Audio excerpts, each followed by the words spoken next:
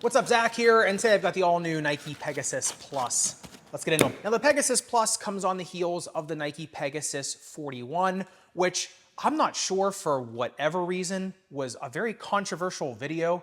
I found some things I liked about them, found some things I didn't really like about them, but for some reason, that video turned a lot of heads. I'm not sure why, but the Pegasus Plus, to me, is similar to the 41, but obviously with the completely retooled midsole, as well as a little bit different, more buttery uppers. There's gonna be, some people that opt in and out of them, just like the Pegasus 41. So let's get started on the uppers. Now, the uppers on these ones are an entire bed of fly knit, which you look at on the microscope, it's a pretty chunky weave under there. These things were unbelievably buttery, just from first lace, just ridiculously comfortable, really accommodate a lot of different feet, even though we'll see in the fit section that these things do have, pretty decent taper in there. Just the expansion, just how well these things kind of accommodate feet, really did well there.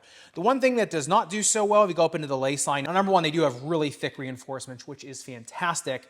However, even though you do get a runner's knot, the heel slippage on these is pretty moderate if you've got that runner's knot in there or not. I mean, it gets a little bit better with the runner's knot, but not like some shoes where the runner's knot really will lock you down. In these ones, like I said, it is pretty moderate no matter what. You go underneath of the shoe, there's a couple reasons why. Number one, I mean, the heel counter, actually, I cut through this thing like butter. It is not really substantial. Now, you would think that maybe that would allow the shoe to lock down more, but because the runner's knot isn't so far posterior, right, it's really, really close together, you're just not grabbing a lot of that ankle collar. The ankle collar padding, also pretty thin. Yeah, it's gonna make the shoe lighter, but it's also not gonna seat you into the shoe as well. But I think the biggest thing, the biggest swing and a miss on the Pegasus Plus, which would have been so nice, is that the tongue, although yeah, the tongue is comfortable for how thin it is, I really didn't get any lace irritation on it.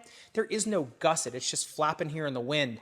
But on the inside of the shoe, you do have this reinforced netting under here, which does give such a good feeling of containment side to side. So even though the forefoot does expand really nice, that midfoot locks in so well. And if you just integrate that into the tongue, even with some mesh or just some something, that would really, really give you a much better lockout on the shoe, at least in my opinion. Now, you look at this thing on the breathability test. This was really nice to see, only heated up 98.7 degrees. And you look at the breathability mapping of them, you can see the same thing, fog just blowing out of these things. So in terms of breathability, comfort, as well as not terrible containment up in the uppers, a really good use of fly knit. I would have just liked a little bit more containment in the heel, but for walking casual, these are definitely one of my favorite upper shoes right now on the market. And speaking of, you look at the upper durability test on these things, 10 seconds highest grit sandpaper. Yeah, the burr does start to work it pretty good. So if you are going through thick brush,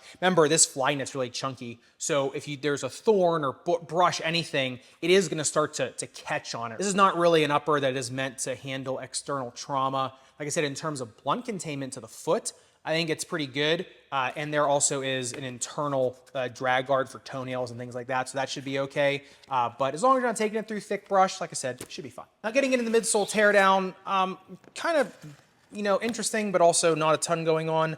Number one, the Strobel does have some breathing pores in it, which I guess is nice, a little more airflow. Number two, an entire slab of Nike Zoom X foam, and that is sculpted on the outside, maybe a little bit more compression there, a little more even compression out of that, maybe. What is interesting is this is not a continuous bed of Zoom X. There actually is a glue line here. You can see there actually is a little bit of separation there.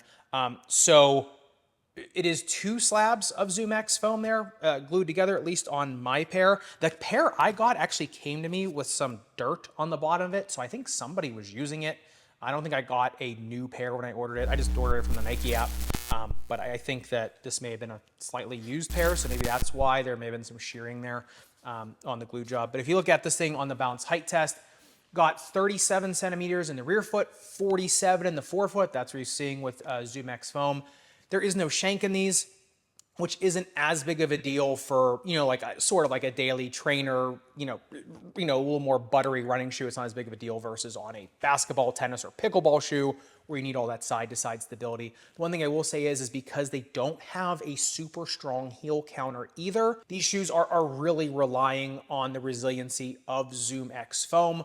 We'll also talk more about that in the runnability section. Getting into the outsole tread, pretty similar to the Pegasus, just this checkerboard pattern is broken up. There's some exposed midsole foam and then a ribbon going through the bottom of it that corresponds to the same ribbon that, kind of braces the midpoint of the uppers of the shoes going all the way up through the vamp of the shoe into the proximal tongue. It's fine. It's like most other Nike treads nowadays. They're all pretty decently gripping and durable. This thing on the outsole durability test, 10 seconds highest grit sandpaper. For the durometer of these things, I mean, really barely a millimeter of damage on these.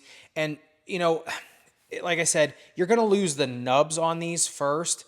But because that checkerboard pattern is flat, there's a lot of it, that there's a lot of surface area per tread, for each one of these little rectangles.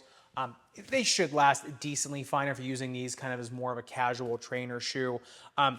Obviously not the most durable running shoe out there, especially because there is exposed midsole foam, but in terms of kind of like it's in the class of shoe it's in, it's not terrible. But if you look at these things on the speed ratio, they come in at a 4.22, which is Hall, and that is a super fast shoe. Shank score of 0 doesn't bump that up at all. Like I said, it's all because of the Zoom X foam, and they are lighter shoes. So yeah, they are speedy for the right person. I'd say the heavier you are, the heavier your forefoot strike is. We'll talk about the runability.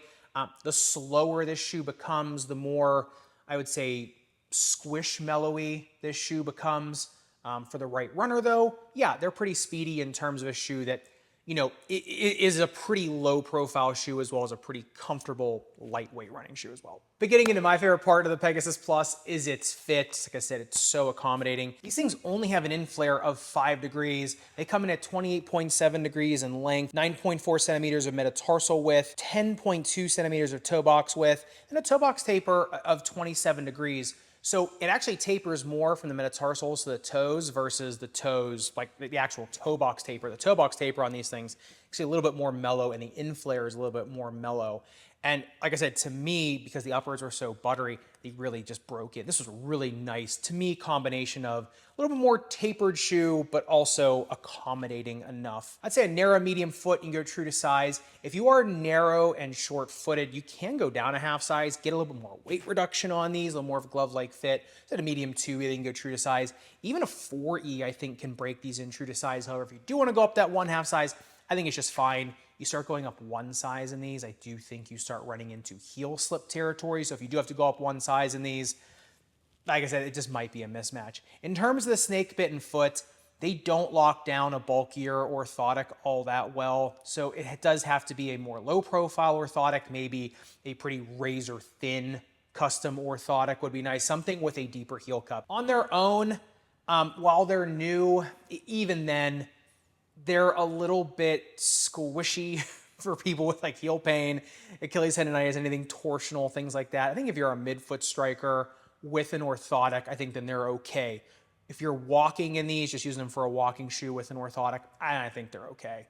It's just in terms of running, in terms of heel striking or forefoot striking, that's when I start to think these shoes start twisting and just a little bit, they just have a little bit more torsion, especially if you're somebody with a twist at the end of their gait, right? So a lot of times, when you come down in a heel strike, right, you come down in a supinated position and you pronate, and then you re-supinate as you push off.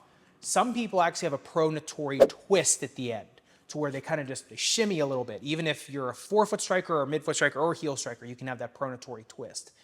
And I think that's where this shoe doesn't have it, just because, like I said, it is so buttery, especially in the uppers too. If I think if it had a gusset, maybe it would be a little bit more stout up there, but I guess we could just go right into the runability section since we're already talking about it. But to me, these were best for midfoot strikers, lightweight midfoot strikers with not a lot of shearing.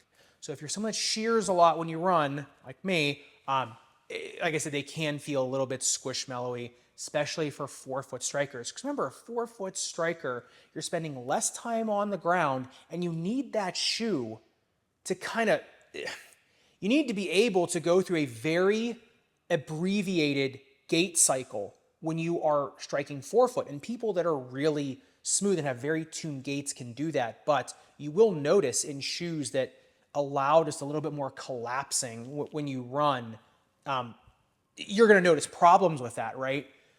And these ones, like I said, I noticed that more marching gait, that more midfoot striking gait, they were really nice actually. And I think with an orthotic in there, just to spread the load out a little bit more, spread it out evenly throughout the midsole. Because remember, everybody has little lumps and bumps, right? Little inconsistencies, maybe a little bit over supination here, over pronation here. No one's got a perfect strike, right? Not even the most elite runners in the world. It's not perfect. So an orthotic in there is going to help to even that out a lot more. So for a midfoot striker, I think these are great. They're comfortable for heel strikers.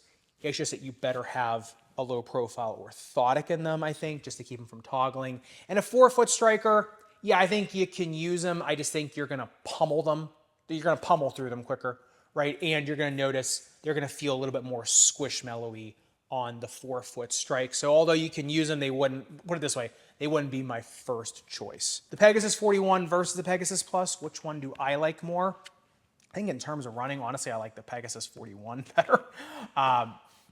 Just because of all the things I talked about here, but also as a walking shoe and just as a casual shoe, like if I'm just going to work and back, honestly, I like the Pegasus Plus more because of the uppers. Because if you're just walking around or just casual, you can put an orthotic in it. You know, it doesn't really matter what kind of orthotic you put in it. And so to me, a little bit more comfortable shoe for like the sitting and standing every day of working, and then for walking, like I said, with an orthotic, I think they're okay. So I think just different applications, you're going to want one versus the other. So I'd love to hear your thoughts in the comments down below. If you want to see what I'm talking about with the Pegasus 41, it is a pretty fascinating shoe, especially given its pros and cons. So if you want to see that video and you want to see that shoe go under the knife, make sure you click into this video up above and subscribe down below. Respect your rubber and foam. I'll see you soon in the sneakerverse.